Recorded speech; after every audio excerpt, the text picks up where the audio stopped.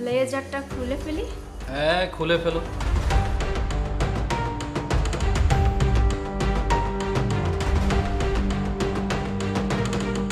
এটাও কি খুলে ফেলবো? হ্যাঁ, খুলে ফেলো। স্যার, আমার সিভি। আমার সিভিটার কোনো প্রয়োজন নেই। আমার দরকার একজন পার্সোনাল অ্যাসিস্ট্যান্ট, তাও আবার আপনার মতো এতটা সুন্দরী।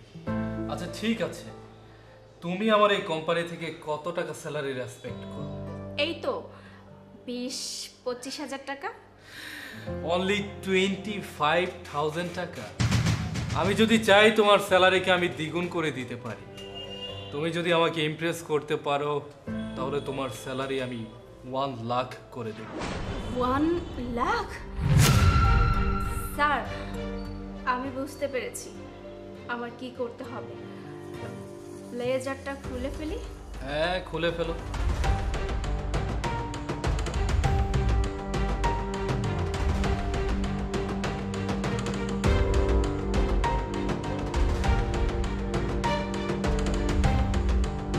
স্যার, ইন্টারভিউ তাহলে শুরু করা যাক।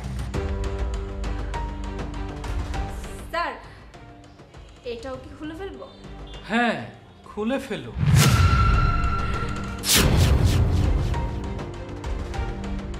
কিন্তু স্যার, এটা তো অফিস রুম, আপনার কোনো পার্সোনাল রুম নেই?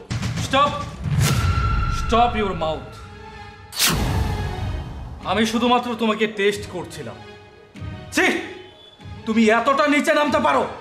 তুমি সামান্য আমাকে খুশি করার জন্য নিজের ইজ্জতটাকে এভাবে বিলিয়ে দিচ্ছ?